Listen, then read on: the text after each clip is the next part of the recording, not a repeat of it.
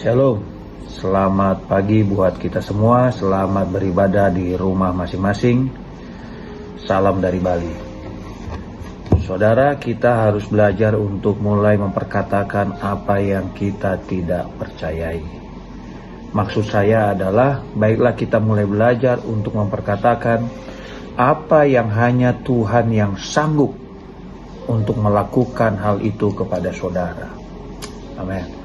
Waktu Petrus melihat Yesus berjalan di atas air, Petrus sebenarnya antara yakin tak yakin apakah dia Tuhan atau bukan. Tapi waktu itu dia bilang, Tuhan, kalau memang itu Engkau, suruh aku jalan. Dia membuat suatu permintaan yang hanya Yesus yang sanggup melakukannya. Dan Petrus minta itu kepada Tuhan, dan Tuhan genapi permintaannya itu. Amin. Sehingga Paulus berkata, karena kita mempunyai roh iman yang sama, sebab itu aku percaya dan aku berkata-kata. Jadi waktu Lazarus mati, saudara, apa yang membuat Lazarus akhirnya bangkit?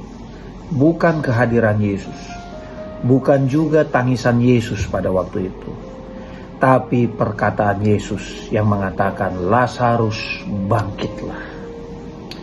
Jadi kalau ada impian saudara yang saudara tahu saudara tak sanggup untuk melakukannya, atau saudara tak sanggup untuk mencapainya, maka mulai sekarang saudara katakan itu kepada Tuhan. Sesuatu yang hanya Tuhan yang sanggup melakukannya bagi saudara. Amin. Seringkali saudara kita tidak mau menyerah. Kita pengen kita yang melakukannya. Sehingga seharusnya kita ingat ayat ini. Efesus 3 ayat 20 mengatakan, bagi dialah yang dapat melakukan jauh lebih banyak daripada yang kita doakan atau minta atau pikirkan. Jadi saudara, kerjaan saudara dan saya adalah berdoa atau minta atau membayangkan apa yang Tuhan akan kerjakan dalam hidup saudara. Jadi mulai minta yang mustahil. Mulai perkatakan hal-hal yang mustahil terjadi dalam hidup saudara.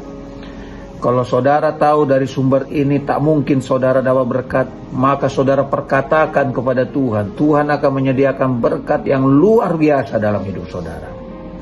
Jadi mulai detik ini, saudara mulai perkatakan apa yang Tuhan ingin lakukan dalam hidup saudara.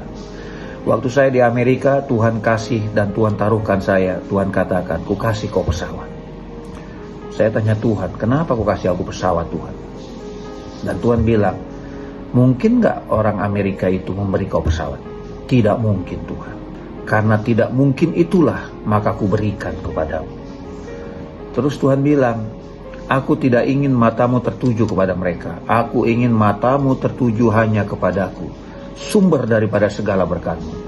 Memang aku akan memakai mereka untuk memberkatimu, tapi bukan mereka sumber berkatmu, akulah sumber berkatmu. Sehingga ku taruhkan kau supaya aku memberikan engkau pesawat dalam hatimu. Jadi waktu saya mendengar Tuhan bicara seperti itu, wow, luar biasa. Tuhan yang akan berikan kita hal-hal yang mustahil. Sehingga waktu saya di Amerika juga Tuhan berkata dalam hati saya, engkau akan kubuat lebih kaya daripada mereka semua ini. Jadi saudara, mulailah kita menaruh kepercayaan kita kepada janji Tuhan. Mustahil memang. Sama seperti waktu Tuhan bilang kepada Abraham. Tuhan katakan, Abraham, engkau akan memiliki banyak anak. Engkau akan memiliki anak. Mustahil bagi Abraham. Tapi Tuhan katakan itu kepada Abraham.